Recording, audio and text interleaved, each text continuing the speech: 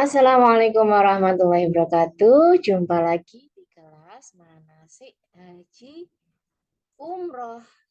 Kita kemarin udah bahas beberapa soal tentang bagaimana rukun haji, kemudian wajib haji, syarat wajib haji, filosofi haji.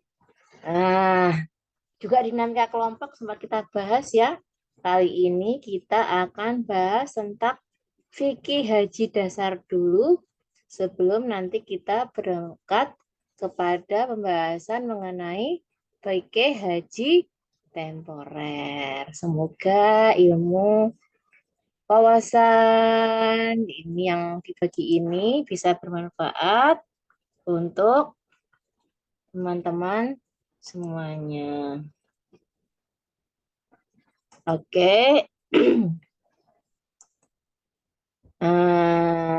Kita lihat share screen-nya sebentar. Semoga segera terlihat oleh teman-teman. Oke, sudah terlihat ya. Nah, apa aja nih fikih haji dasar?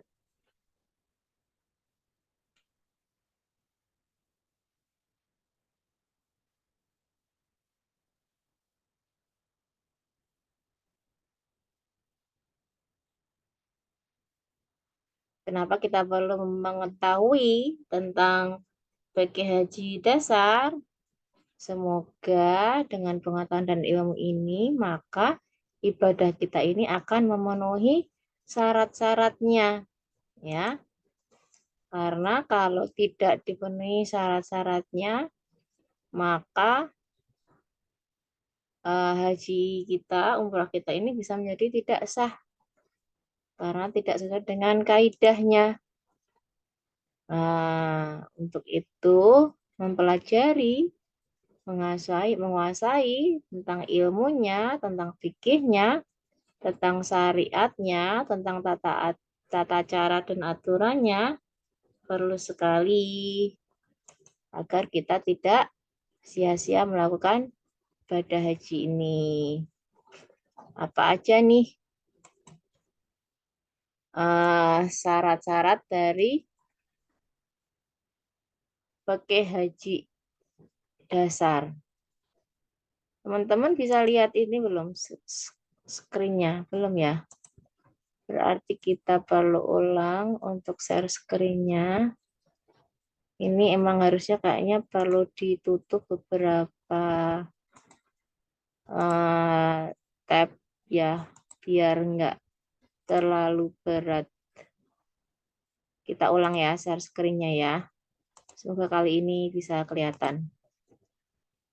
Nah, sekarang baru kelihatan tentang fikih haji dasar. Macam-macam haji, ada tamatu.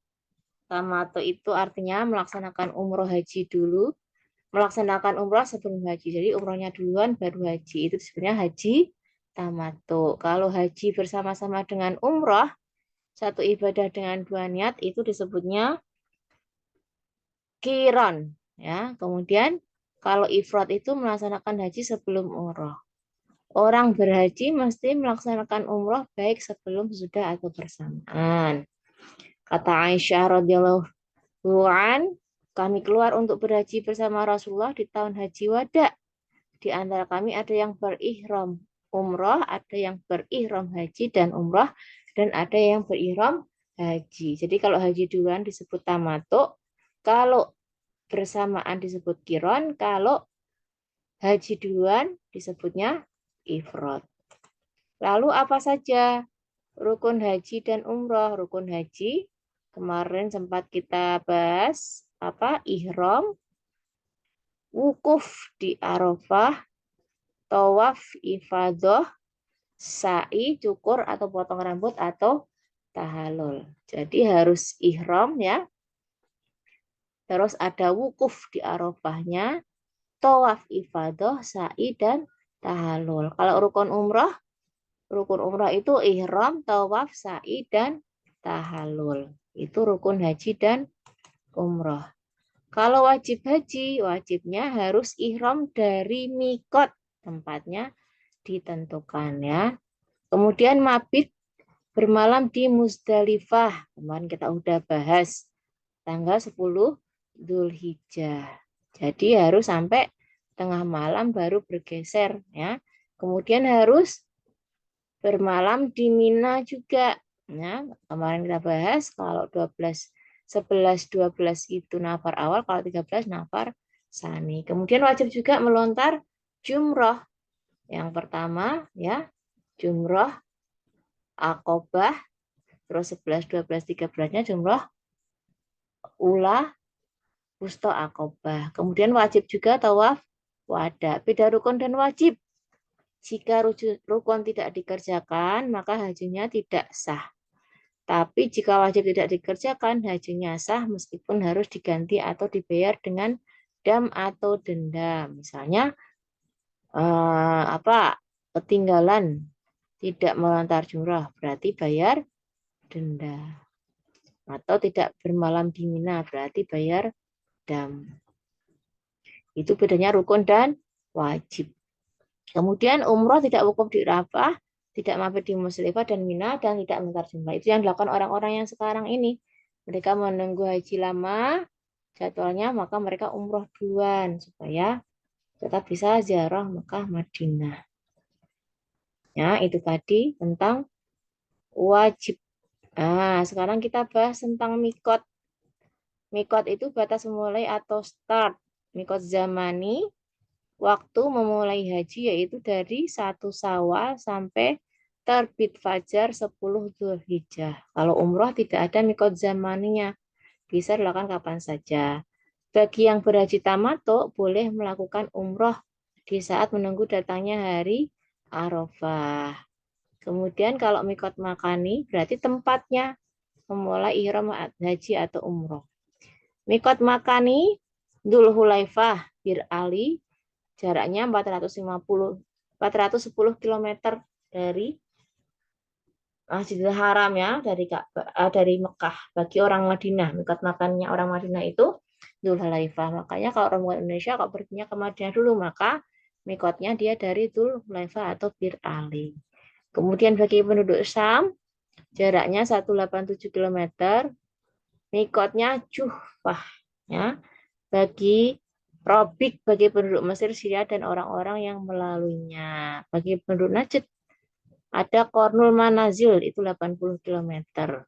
Kemudian bagi penduduk Yaman, mikotnya di Yalamlam 130 km. Dari penduduk Irak, mikotnya Datu Irkin 90 km jaraknya. Nah, ada mikot menurut Ibnu Utsaimin. Nama-nama mikot itu dirubah.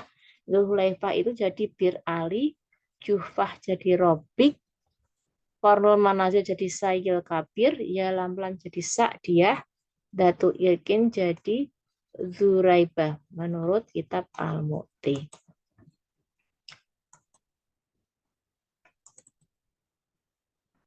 Nah, dari mikot nih ada Sahih Bukhari Muslim ya. Kemudian nama-nama hari dalam haji. 8 Dzulhijjah disebutnya Tarwiyah atau Arak atau Naklah. 9 Dzulhijjah hari Arafah. 10 Dzulhijjah hari Nahr, ya, hari kurban. 11 Dzulhijjah disebutnya Qoru. 12 Dzulhijjah disebutnya nafar awal atau Ra'us. 13 Dzulhijjah disebutnya nafar sani atau Khola. Macam tawaf ada tawaf kudum, tawaf sunnah bagi penghormatan ketika datang ke Mekah sebagai orang yang haji ifrat atau kiron ya. Orang yang berhaji tamattu melaksanakan tawaf umroh bukan tawaf kudum. Jadi kalau dia hajinya tamattu melaksanakan tawaf umroh. Kalau kiron dan ifrat dia melakukan tawaf kudum, tawaf sunnah penghormatan. Kemudian ada tawaf ifadah itu tawaf rukun wajib ya. Terus tawaf wada itu tawaf pamitan dikerjakan ketika akan meninggalkan Makkah. Kemudian ada tawaf sunat bisa dikerjakan kapan saja.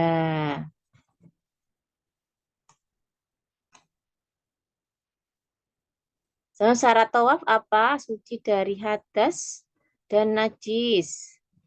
Menutup aurat di dalam Masjidil Haram. 7 kali putaran. Memulai dari arah Hajar Aswad. Ka'bah selalu berada di sebelah kiri. Anggota badan benar-benar di luar Ka'bah. Hijir Ismail dan Syadiruan atau pondasi Ka'bah termasuk bagian dari Ka'bah. Kemudian niat tawaf ketika mengerjakan tawaf sunat. Ini ada di surat Al-Baqarah 125. Ya. Wahidna ila Ibrahim wa Ismaila antahiro baitiya lit-taifina wal akifina warruka'is sujud. Nah, kalau sa'i berjalan dari Bukit Sofa ke Bukit Mawar dan sebaliknya sebanyak 7 kali. Sa'i dikerjakan sesudah tawaf ifadah atau tawaf kutub bagi yang berhaji ifrad dan kiron. Dimulai dari Bukit Sofa berakhir di Bukit Marwah. 7 kali perjalanan. Dari Sofa ke Marwah dihitung 1 kali perjalanan. Dari Marwah ke Sofa dihitung 1 kali perjalanan. Di Al-Baqarah 158. Inna Sofa wal Marwata min syairillah faman hajjal baita awi tamaro fala junaha alaihi ayat tawafa bihima. Kemudian ada wukuf. Wukuf itu artinya berhenti, berdiri, berada secara fisik di Arafah. Waktunya mulai tergelincir matahari zuhur tanggal 9 Dzulhijjah sampai terbit fajar hari nahar tanggal 10 Dzulhijjah. Nabi bersabda, Al-Hajju Arafah. Haji adalah wukuf di Arafah. Man adraka Arafah qabla tulu'il fajri min lailatil jami' faqad tamma hajjahu. Nah, At-Tirmidzi Abu Dawud Nasai. Barang siapa mendapatkan Arafah sebelum terbit fajar malam berkumpulnya orang, maka sempurna hajinya. Jadi 9 Dzulhijjah duhur itu sudah sampai terbit fajar tanggal 10 Dzulhijjah. Kemudian mabit di Musdalifah, bermalam di Musdalifah hukumnya wajib kecuali bagi orang yang uzur seperti sakit atau mengurus orang sakit. Waktunya paling sedikit sampai lewat tengah malam tanggal 10 Dzulhijjah. Ya. Mabit di Mina pada hari-hari tasyrik hukumnya wajib. Bagi yang nafar awal mabit 2 malam dan bagi yang nafar sani sampai 3 malam. Mabit di Mina harus mu'damul lail sebagian besar malam. Beda dengan di Muzdalifah yang cukup sebentar setelah lewat tengah malam. Orang yang sakit atau punya kesibukan boleh tidak mabit. Melempar jumrah Aqabah di hari nahar. Dimulai dari tengah malam hari nahar 10 Dzulhijjah. Waktu utamanya, afdolnya setelah terbit matahari sampai zawal tergelincir matahari waktu zuhur. Waktu ikhtiar atau terpilih atau baiknya sampai terbenam matahari. Waktu jawas atau bolehnya sampai terbit fajar hari berikutnya. Ada waktu afdol, ya, setelah terbit matahari sampai waktu duhur, ikhtiar itu sampai terbenam matahari, waktu jawas boleh sampai terbit fajar hari berikutnya. Ini jumrah Aqabah tanggal 10 Dzulhijjah. Waktu melempar 3 jumrah pada hari tasyrik. Di hari-hari tasyrik wajib melempar jumrah ulah wusta Aqabah dimulai dari waktu zawal saat waktu zuhur. Ya, waktu afdalnya mulai dari zawal tergelincir matahari waktu zuhur sampai terbenam matahari. Waktu jawasnya sampai terbit fajar hari berikutnya. Bagi yang nafar awal boleh melempar jumrahnya sebelum zawal, sebelum tergelincir matahari. Sunat berdoa setelah melempar jumrah ula dan wusta, tidak setelah Aqobah.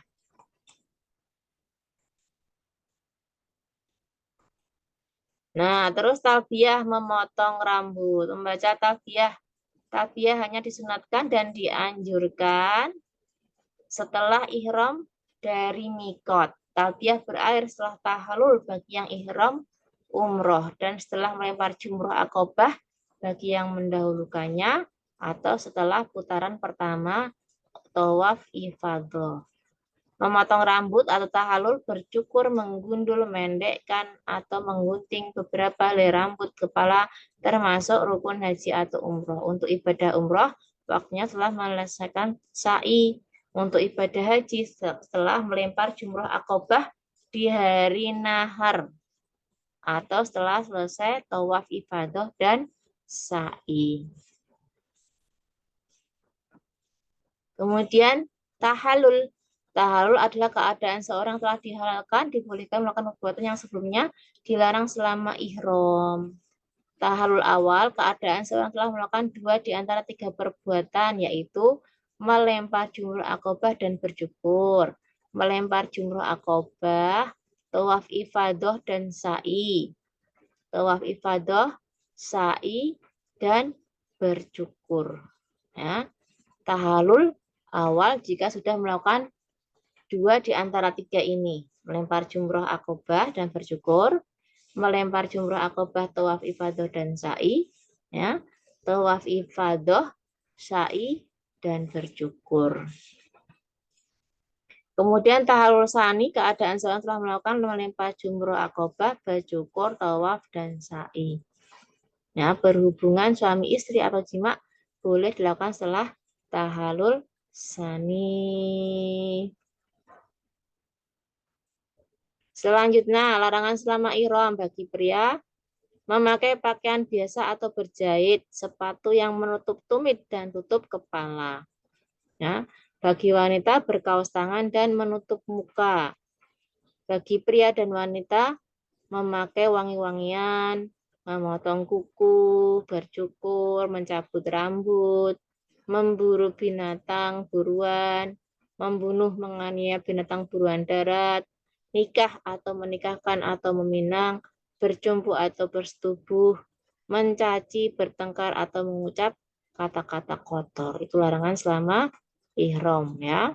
Tidak boleh wangi-wangian, memotong kuku, mencukur rambut, berburu binatang, maya binatang, nikah, menikahkan atau meminang, berjumpa atau bersetubuh, mencaci, bertengkar, mengucap kata-kata tidak boleh. Kemudian apalagi? Nah, dam itu menyembelih kambing, onta, atau sapi di tanah haram untuk memenuhi ketentuan manasik haji. Dam nusuk sesuai ketentuan ibadah bagi orang melakukan haji tamatuk atau haji kiron. Ya. Untuk mereka yang haji tamatuk atau haji kiron, dam nusuk sesuai ketentuan ibadah. Dam isaah dikenakan bagi yang melanggar aturan atau melakukan kesalahan, misalnya melanggar larangan ihram, meninggalkan wajib haji dan umroh, yaitu tidak beriram atau niat dari mikot, tidak mabit di Musdalifah, tidak mabit di Mina, tidak melempar jumroh, tidak tawaf wada, itu dia kenanya dam isaah. Jenis pelanggaran dan sanksinya. Karena berhaji tamattu atau kiron, menyembelih kambing. Jika tidak mampu, maka puasa 3 hari di tanah suci dan 7 hari di tanah air. Memotong rambut, kuku, memakai wangi-wangian, berpakaian berjahit untuk perhiasan rong tangan atau muka bagi wanita, boleh memilih membayar fidyah, sedekah kepada 6 orang masing-masing 2 mud, ya, atau 1,5 kilogram, atau puasa 3 hari. Jika membunuh hewan buruan, jika tidak sanggup membayar dam, wajib membayar dengan makanan pokok seharga binatang tersebut. Jika tidak mampu, maka berpuasa dengan perbandingan sehari sama dengan 1 mud atau 3/4 kilogram beras. Jika bersetubuh atau jima secara berurutan, membayar kifarat 1 ekor unta, 1 ekor sapi, 7 ekor kambing, memberi makan seharga unta pada fakir miskin di tanah suci, puasa dengan hitungan 1 hari untuk setiap mud dari harga unta. Dalil sanksi dan pelanggarannya ada di surat Al-Baqarah 196. Wa atimul hajja wala umrata lillah fa in uhsirtum famastaysara minal hajj wa tahliku ru'usakum hatta yablugha hajj yumahillah faman kana minkum maridan aw bi adam min ra'si fa fidyatun min siyamin aw shadaqatin aw nusuk fa idza amintum faman tamatta bi umratil haji famastaysara minal haji fama lam yajid siyamu sati ayyamin fil haji wa sab'ati darajatun tilka asyatun kamilah dzalika liman lam yakun aluha mas taqullaha wa alamu annallaha syadidul iqab. Ini dalil sanksi pelanggaran Al-Maidah 95. Ya ayyuhalladzina amanu la taqtulu sayda wa antum hurum wa man qatalahu minkum muta'ammidan fajazaa'un mithlu ma qatala minan nami yahkumu bihi dawabin minkum hadiyan baligha ka'bati aw kafaratun ta'amu masakin aw dzalika fasiyamu liyadzuka ba'am baih afallahu amma saman wa taqullaha min wallahu azizun dzuntiqam. Nah, gitu teman-teman untuk fikih dasar haji dan umroh. Semoga teman-teman memahaminya, kemudian bisa melaksanakannya.